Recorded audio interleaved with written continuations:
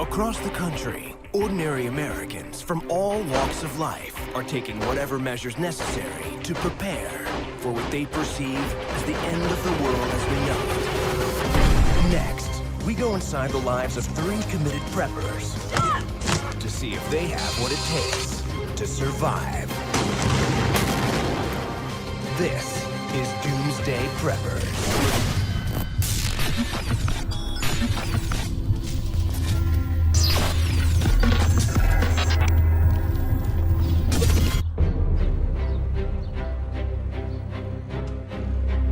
I believe it's going to happen.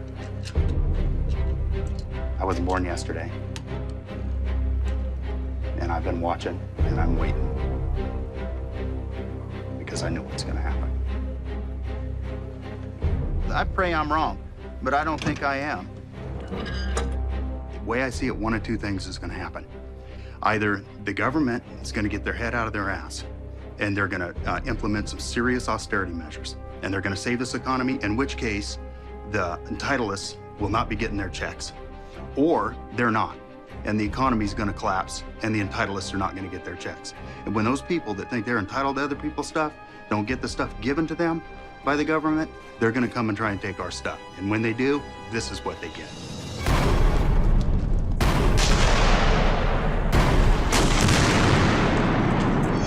I'm preparing my family for the imminent collapse of the United States economy. Steve H., a contractor in Washington State, fears that economic collapse will encourage widespread riots and looting, and that his home in an easily accessible neighborhood could become a target. We've taken steps at our house to ensure our safety. Alarm, video camera, guns, traps. But in the doomsday scenario that I see coming, that place is not going to be safe. There's going to be people roving in bands, coming and hitting people's houses and stuff. And when that happens, I plan on being long gone from there. That's why I got my bug out location. Steve's bug-out location is a cabin deep in an undisclosed mountain range 50 miles away. For the past year, the family has traveled there on weekends to add to their stockpiles. Now, a regular family, they may play their soccer games, they may go to church on the weekend. We used to do all those things. Now we spend our time prepping for what we see is coming. Because I believe that any rational individual, when they know what I know, would behave in a similar manner. Every Monday, Steve sets a prepping goal for the family. By the end of the week, Steve's wife, Kim, 20-year-old Nick, and 8-year-old Stephen James must all help increase the stockpile of preps, which will be taken to the cabin that weekend. This is 30-06, which is good for big game hunting. This is a 22 for, squirrels, rabbits. It's got a 75-round drum clip on it, so it holds quite a bit. And then AK-47, small 9mm pistol, and then a Glock 40 cal. This is it's a water filtration set. I need to put in my bag if we have to, if there's like dirty water and then we could purify it. Food saver is a prepper's best friend. Absolutely. That's not just for food either. Yeah. It's a 22 long rifle, and we vacuum seal them to keep them safe from moisture or other contaminants that might be in our bunker, and so that when we go back, they're safe and sound. Getting so much stuff, we had to dedicate a room to storing it. Our bug-out bags we keep here, our water filtration system, the dehydrator, our canning goods, things like that. I have a feeling that medical treatment's going to be a little bit difficult to get. We have a stapler for surgery and surgical kits. I like to keep plenty of dental products around. This tooth right here, I glued that in about 3 months ago. Didn't even need to go to the dentist. I just cleaned it off and glued it back in myself using this product. It's been good ever since. Get in the back, big buddy. We'll bring the stuff out to you. Everything stored up throughout the week gets shipped out to the cabin during Steve's regular weekend bug-out drills. This isn't fun and games. This is something that could save our lives. Steve believes repeated drilling now is the key to staying alive later if an economic collapse forces them from their home. So after filling up the tank from a 55-gallon gasoline drum kept ready at all times, each weekend bug out follows the same procedure. First, they stop at a pre-arranged rendezvous point to hook up with Nick's friends, Nolan and Dylan. We wanted to have guys that were good with a gun so that we could 24/7 keep somebody on patrol to make sure no one's trying to sneak onto the property. Next, they check on several supply caches, which Steve's hidden in the woods, in case the civil unrest he fears forces them to hike the 50 miles to the cabin. Some of the things I like to keep in the cache are fishing pole. There's a lot of good fishing creeks between our house and our property. A little bit of food, some sterno heat, maybe some rope, first aid kit. You never know what's gonna happen. Once the caches have been disguised, the group makes its final approach to the cabin. I placed the cabin up on the hill so that down below, the only access is through the road. Rather than enter this way, Steve wants to maintain the element of surprise in case violent squatters have already occupied his cabin. So, leaving the truck hidden in the woods, he sneaks up on foot along an unmarked path behind the cabin, walking in a formation that allows the boys to monitor the tree line for hostiles. A little bit further out. Keep your eye out in those trees up there, Steve and James. Even if the cabin is compromised, Steve believes his preps would still be safe because he's taken a precaution to ensure they're always secure. A 14 by 14 foot concrete storage bunker.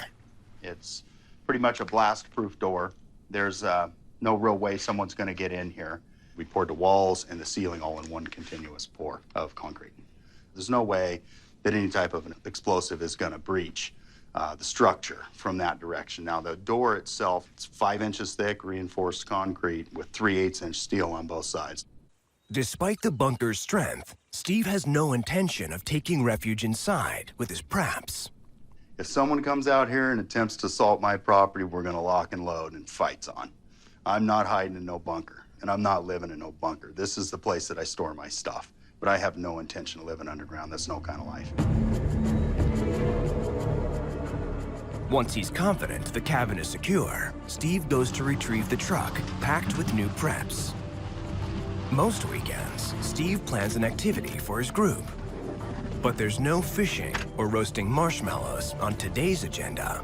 Steve wants his entire team to practice their defensive maneuvers against his greatest fear: attackers in multiple vehicles storming the property's main entrance. I've placed rocks around that we can get behind to use as shielding if we get into a firefight. And we've created a kill zone. It's a bottleneck at the bottom of our property. We have made plans to bury explosives down at the bottleneck, the type of explosives that you can shoot with the rifle and have them go off. And that way, if somebody does pull up and attempt to get in through the gate, we'll be able to shoot those explosives and stop that attack. This one is your 660 grain, 50 BMG, armor-piercing incendiary tracer round with the red paint. Those are the ones we're gonna be using today. The explosive Steve's chosen to defend his cabin is a commercially available binary compound. The manufacturer recommends preparing it in half-pound batches. But to be sure it can annihilate an attacker's vehicle, Steve thinks he needs something with a little more kick. So he's mixing 80 times the recommended amount. Make sure not to spill it. Binary explosives start as two separate, relatively stable substances. Not until they are mixed do they become a dangerous explosive. We need to flatten out that hole a little bit down there, Steve and James. But altering the recipe could have serious, unintended consequences.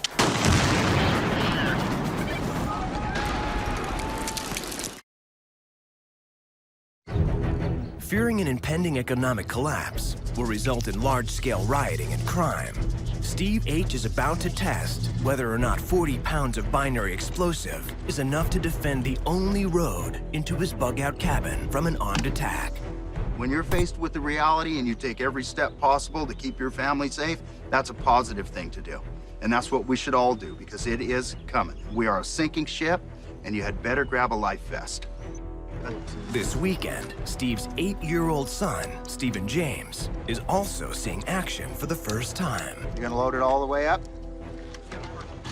Steve's concerned that with 2 approaches to the cabin, the main road, and a rear path, an invading force might use a pincer maneuver to attack them on both fronts. So it's Stephen James's responsibility to take out any targets in back. And that gives us a cover from behind. But it would be extremely difficult to approach this place from behind. Now, Stephen James, I'd like you to be stationed over here. Nick, I want you up in the machine gun nest with the 50 cal, all right? You're gonna take out the truck engine with the 50 cal. Nolan, I'd like to see you over here behind this rock. And when he's above that explosive, take him out. Got it.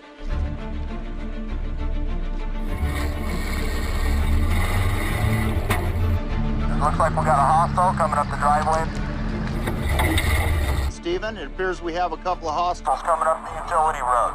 Go ahead and take him out.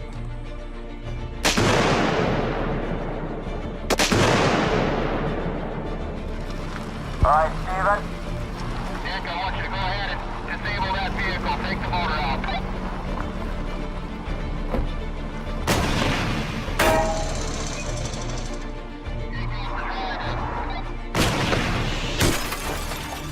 Direct hit right between the eyes. Go, take him out!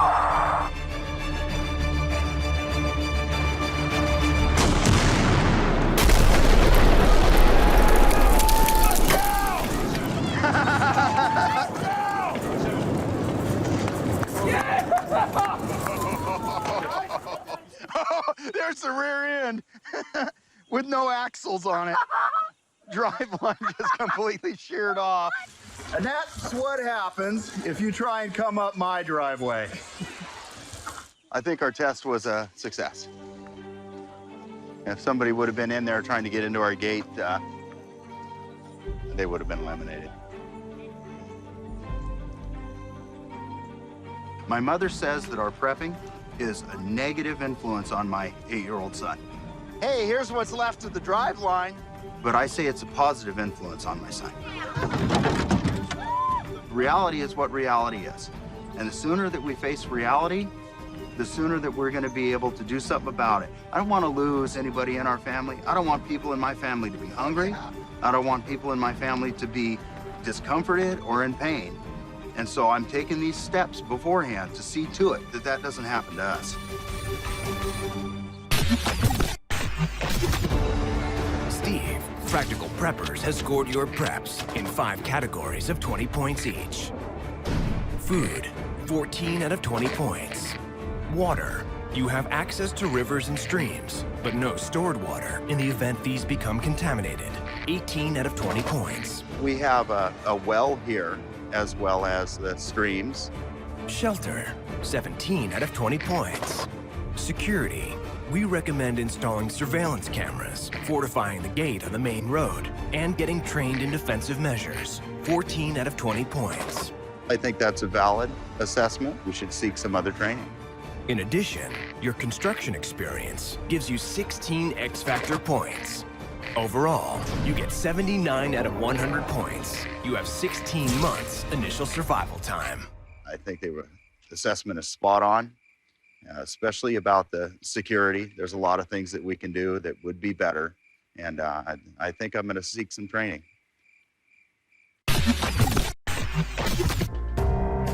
In spite of the recent recession and European debt crisis, most economists believe a near-term depression is unlikely, and the odds of a global collapse that would result in a severe breakdown of society are remote.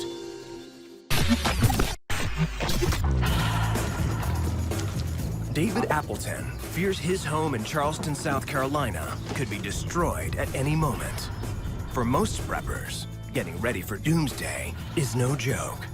But for a comedian like David, even the apocalypse has a lighter side. If Doomsday happens, there's a lot of things I'm not gonna miss. The Kardashians. When it comes to his escape plan, however, he fears he'll have to do something that goes against his nature. Get serious.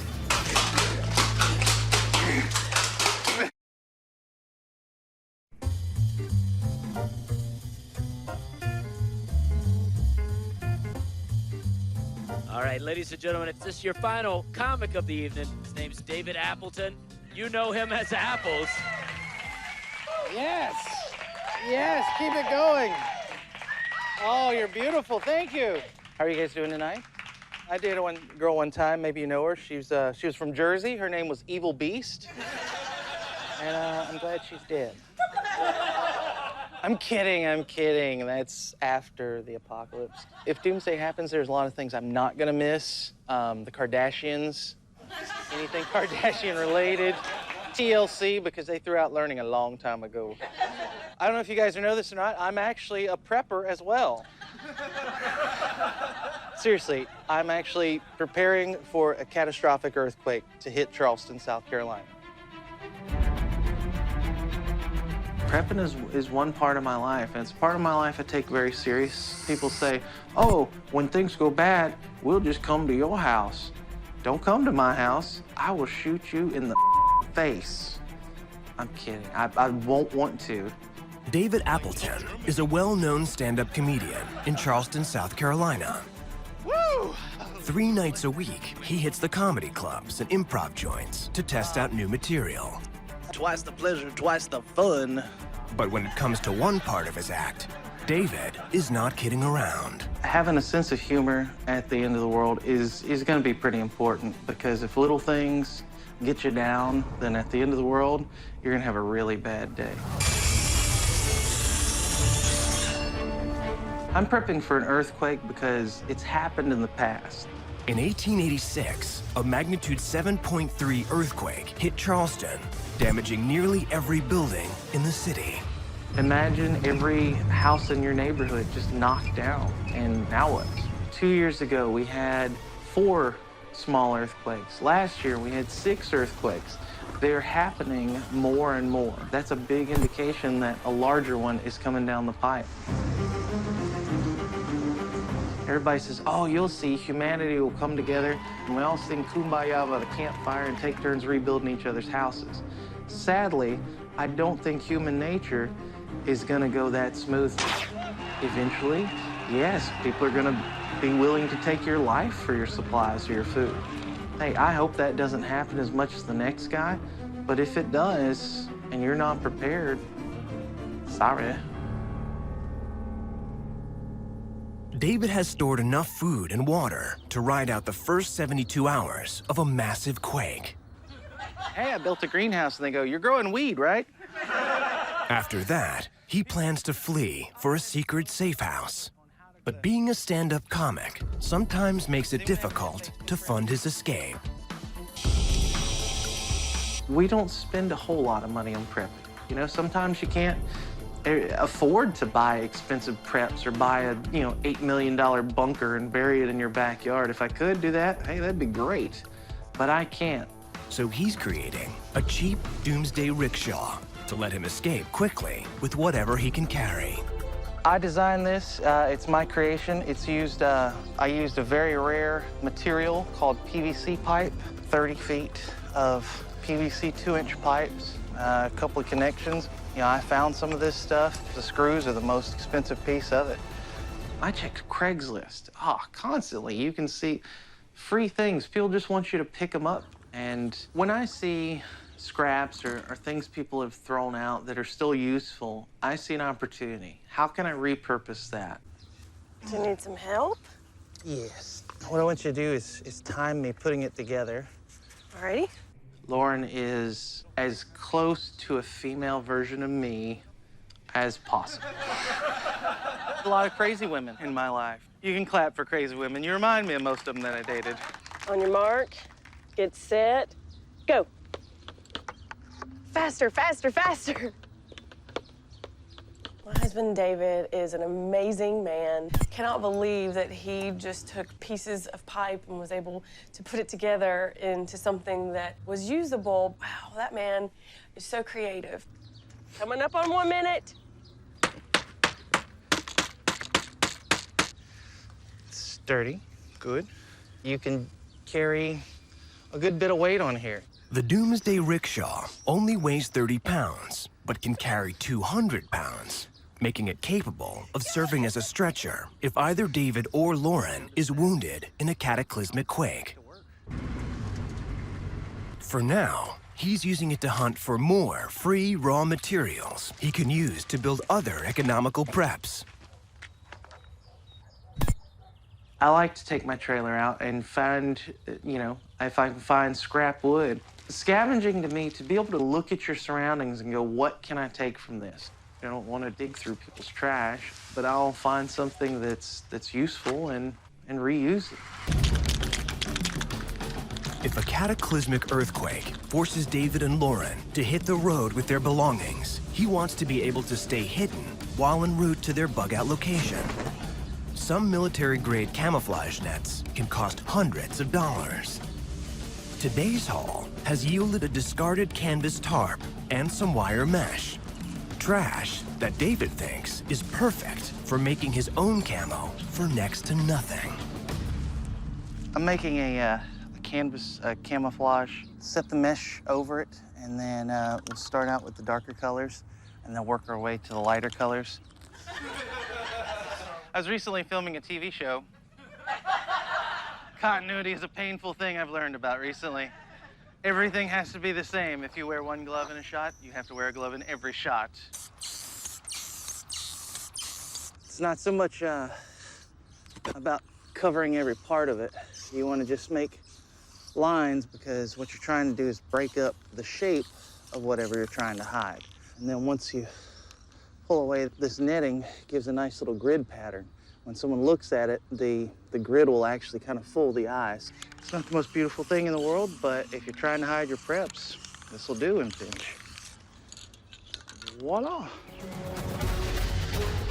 David and Lauren believe getting out of town and away from an earthquake's epicenter is key to survival. But if Charleston's roads are covered in rubble or underwater, they don't have a surefire means of escape. So David's been stockpiling even more junk than usual, scavenging anything he can get his hands on to create the ultimate bug-out vehicle for dumpster diving preppers. And it's no laughing matter.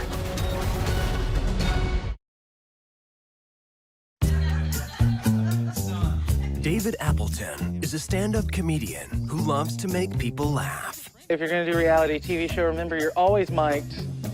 Try not to fart loudly. He's also a prepper, but with almost no budget for prepping, David spends trash day driving around the neighborhood, looking for garbage he can turn into vital preps. I like to use what I have. Some say I'm a MacGyver because of my long flowing hair and gorgeous physique, but mainly, you gotta use what you have. As long as roads are passable, David's plan A is to plow through the rubble in a retrofitted 1985 Army truck that he bought online and calls the Rhinox. Rhinox cost me $4,500. It can pull the gates off of hell, and it's also got Bluetooth and a hula girl. It has this big bar on the front you can hit stuff with. If I had to, I would so hit something with this. I would just run right through, goosh, at fences, whatever. But in an area surrounded by water, David fears a catastrophic quake could leave him trapped in a city being inundated with water. There are 3 bridges that connect this island to the mainland, and any one of them could be knocked out by an earthquake. If that happens, I want to make sure I have a way to get off and get to where I need to go.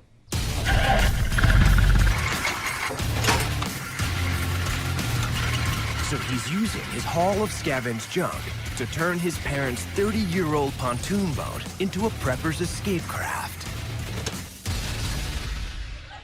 My boat is called the Rafture. When it all goes bad, I'm going to ascend those little stairs and get on my pontoon boat and get the hell out of here. It's really slow, but it pulls a lot and can carry an amazing amount. If roads aren't an option, I can hop on the boat and get completely where somebody's either gonna have to swim or have a boat to get to me. Hemmed in by an ocean and 2 brackish rivers, David can't be certain how long it will take him to find fresh water. should a massive quake destroy Charleston's infrastructure. So to make sure he can harvest drinking water whenever it rains, he's using gutters and barrels salvaged from the side of the road to build a rain catchment system. The rafter is indicative of the way I prep because I'm using what I have.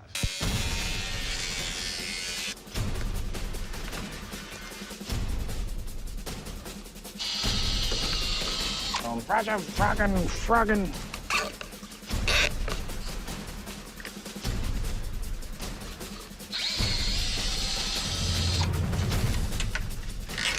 As the rain comes off the top, it'll drain into here and then run down. We have to put a pipe here that can go down into the actual barrel itself.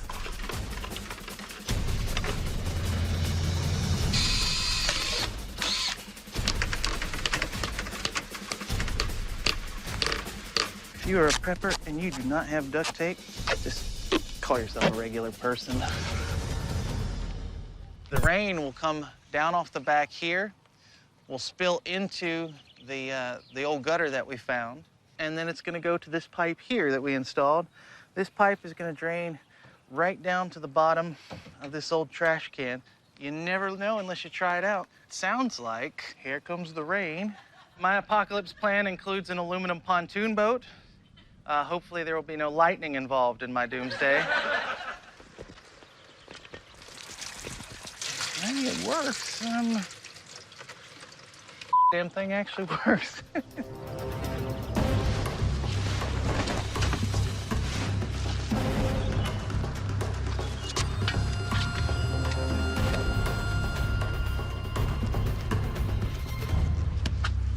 Lauren, come see what I built for you.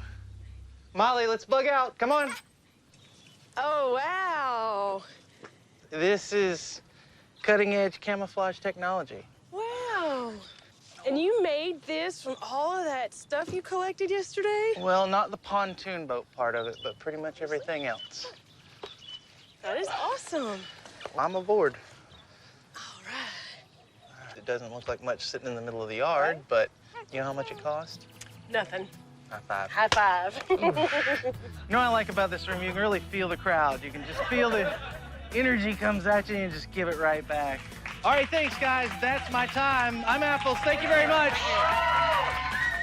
Comedy is about two things, truth and pain. It doesn't take the tragedy away, but it does help you deal with it in that moment. Doomsday is not funny. Sadly, it's not going to be fun for most people, but some parts of it are going to be hilarious.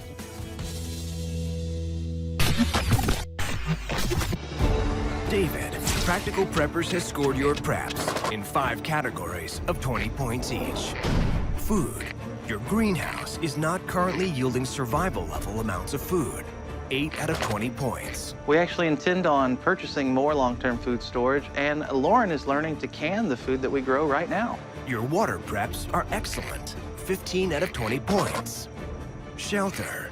You lack a sustainable shelter at a set bug-out location. 12 out of 20 points. One of our bug-out locations is on a nearby island, and there are sustainable shelters there, but I just don't wish to share it with you. Security is a weak link. 9 out of 20 points.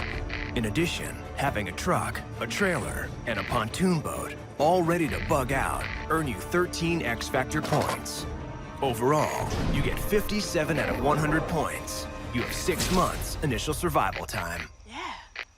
Okay. I feel that's adequate. Yeah. After an earthquake, yeah. I accept that. I'll take 6 months, and you know what? We're gonna work on it. We'll make it longer. Absolutely. High five. High five. Yeah. Experts estimate that a magnitude 7.0 or greater earthquake occurs in Charleston, South Carolina every 500 years, with the last occurrence in 1886. South Carolina has experienced a number of small earthquakes in recent years, but seismologists do not believe this indicates a catastrophic quake is imminent. For the past 15 years, Suzanne Streisauer has been turning 30 acres in Northern California into a mountain retreat rich with food, water, and other resources. But lately, Suzanne's all about the Benjamins. She's brokering deals and making power plays, but she's not interested in stocks or bonds. She's planning a series of unusual trades, and if they pay off big, they could turn this peace-loving prepper into a doomsday tycoon. Give me it! Give me it!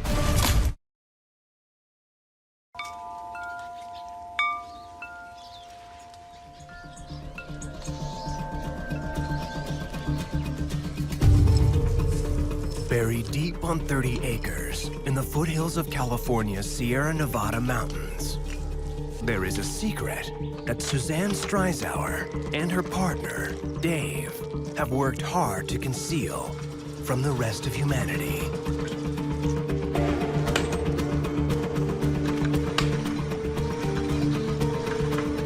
After 15 years spent biding their time, they're almost ready to reveal the true purpose behind everything they're hiding away up on the mountain.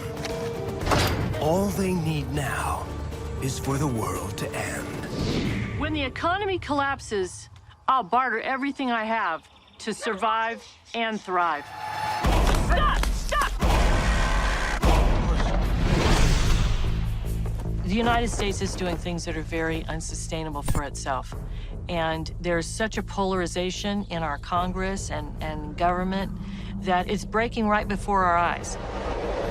The United States is not going to be the global standard for the currency anymore. I think we're going to for sure have some kind of currency collapse where money is not going to be worth what it used to be worth. And I think it's going to get worse.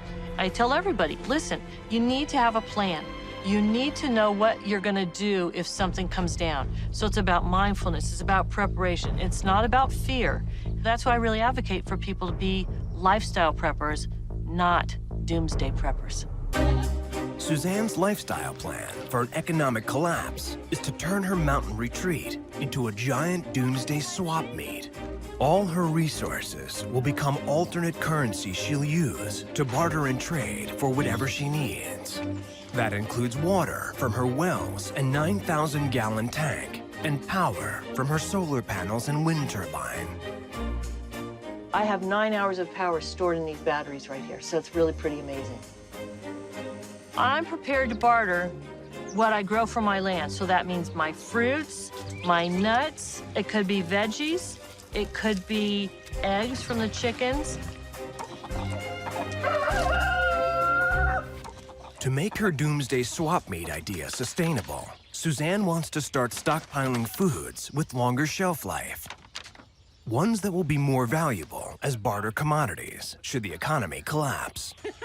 So she's meeting with a local farmer to try to score some rice. Now, this is paddy rice, or rough rice. Now, this is what's harvested right out of the field. But you have to take the husk off at least to eat it. And then you have brown rice. Brown rice is better for you. The paddy rice will store for a long time, but I've stored it for 8 years. You've got me like a truck bed here. How many pounds are here? There's about 800 pounds of rice in here.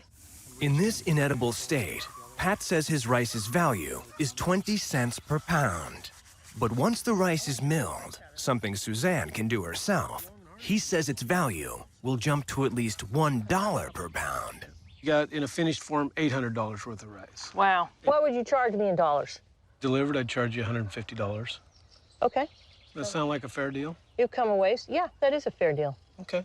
Okay, so now, is there a way I can barter with you? Yeah. Okay, talk to me.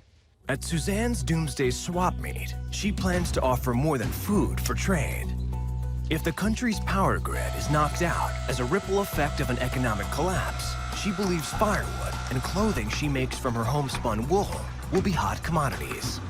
It could be my yarns, sweaters or blankets or scarves or shawls for, food that lasts for months. That's a great deal. I think this is one of the best preps I could possibly have. Pat says Suzanne's 800 pounds of rice could last 8 years on a shelf, but much of her other barter food will spoil long before then.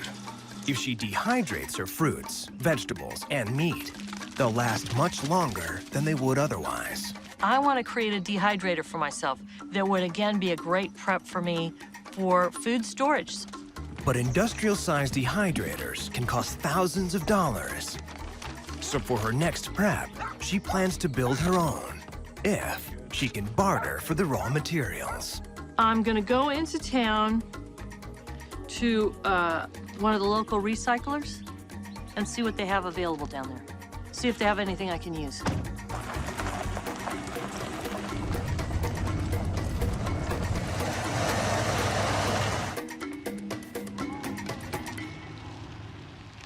Hello, welcome to NorCal. How can I do for you? Hey, I'm looking for a refrigerator, and I want to be able to make it into a dehydrator, so I don't really want a refrigerator. I want something I can do something else with. Okay, so you want like a remains of a refrigerator. I have a couple over here you might be interested in. You can take a look at. We have one here. This one's okay. I want to be able to have, like, meat on one side, I think, and then vegetables and fruit on the other. It's worked really good. You know, the going rate for the appliances here, like $25. So can you make me any kind of deal? What kind of deal you trying to make? What I'd like to be able to do is to trade with you. Do you ever do that kind of stuff here? Not often, but let me see what you got. Maybe we can work something out. So these are all things from my farm and from my land. So fresh eggs, a little bit of firewood. This is actually wool. Doesn't that feel good? And maybe we do a little bit of mix and match here, like with some eggs, some oranges, some lemons, some herbs or onions, and then I have these little plants. I'll tell you what, I'll be willing to give up the refrigerator for the wood, the oranges, and the bag of your precious wool. I think that's a lot to ask, because I'd probably get $50 for that wool. How about if I did a little bag of wool, the wood, and then these things? Well, you got yourself a deal. Great, thanks. Suzanne has already secured the manpower for building the dehydrator through another barter with her neighbor, Tom. She traded him supplies from her farm in exchange for his labor. You can go and take some of what you owe me off for this. If it only takes me a couple hours, heck, $100 off that would be just fine with me. Suzanne wants to get the dehydrator up and running as soon as possible.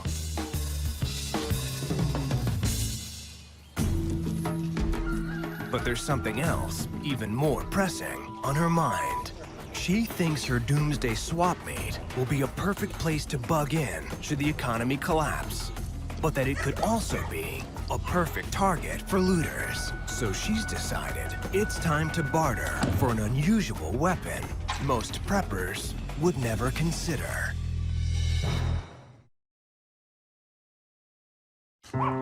Suzanne Streisauer is a California native who's building a Doomsday prepper swap meet with her life partner, Dave.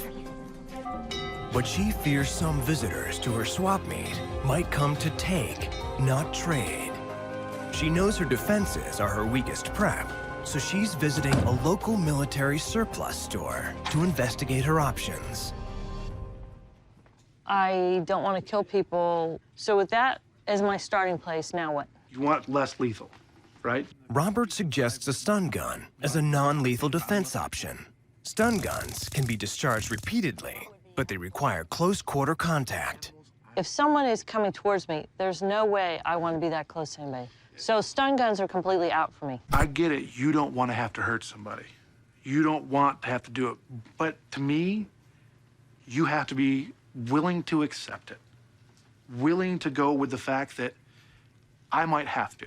Suzanne is steadfastly resistant to conventional weapons, so Robert thinks she might respond best to an unconventional item that kids normally use, just for fun. It's one that can cause pain, but usually not permanent damage, and should at least make an attacker hesitate, giving Suzanne a chance to retreat or call for reinforcements. You want distance, something that's going to stop somebody? What's scarier than something flying at you? Paintball, which is a deterrent.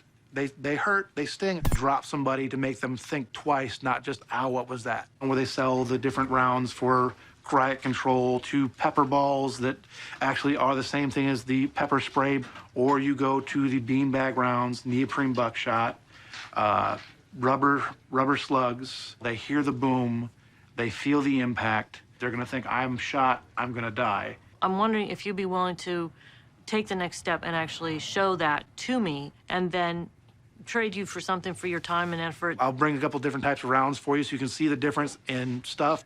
At the end of that, we'll work out the trade from my services to your services. That'd be cool. I'd really appreciate that. Paintball guns use a compressed air system to propel ammo through the barrel of the gun. In regulated paintball games, gun velocities are not supposed to exceed 300 feet per second. In a field, they turn them down to about 280.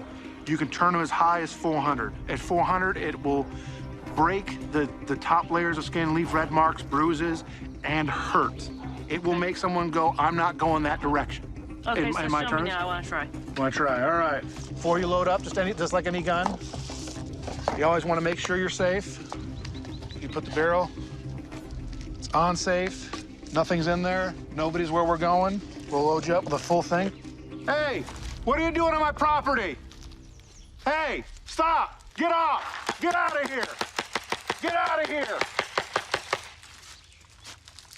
And that's all you need. A little bit of stopping them. Okay, so let me try.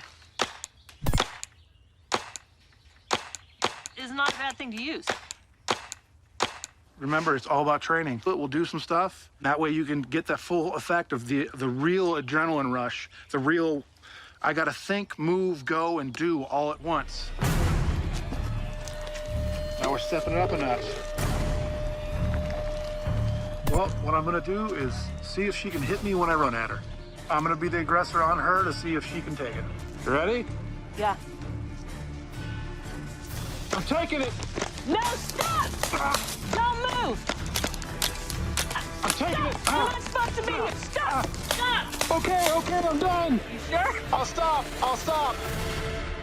I know now that in all good conscience I can go and shoot somebody with that. The best way to prepare is to get the knowledge to do. Right. That's what I like about this, is the knowingness to understand this and to have experienced it. So this is good. Who would think that paintball could actually be a security prep?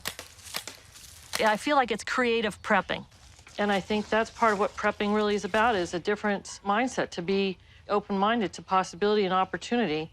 As a lifestyle prepper, I'm very optimistic. Suzanne, Practical Preppers, has scored your preps in 5 categories of 20 points each. Food, 10 out of 20 points. Water, you have excellent storage capacity. We encourage you to develop a filtration plan for other sources in case your well water is compromised. 13 out of 20 points. We have ample water for, 9,000 gallons of water is going to last a long time. Shelter, 13 out of 20 points. Security, while a paintball gun is innovative, you should continue to develop your perimeter defenses. 3 out of 20 points. In terms of security, we do need to improve security. If we needed a bunker, I don't know that we'd want to stay. In addition, you are a practiced negotiator, which will serve you well in difficult times. 9 X Factor points. Overall, you get 48 out of 100 points. You have 4 months initial survival time. Well, I think that my goal has been met. I wanted to have 3 months initial survival time to last until another growing season could happen, so I'm fine with that. I went and I got Tom to go and finish his bartering deal with me. So he finished my dehydrator, and we tried some fruit from the store, and it turned out pretty well. So the dehydrator seems like it actually has worked pretty well. And I continue to go and look for other things to barter with to improve my preps. The strong recession beginning in 2008 and European debt crisis have made some doubtful about the future of the economy. However, the odds of a global collapse are remote.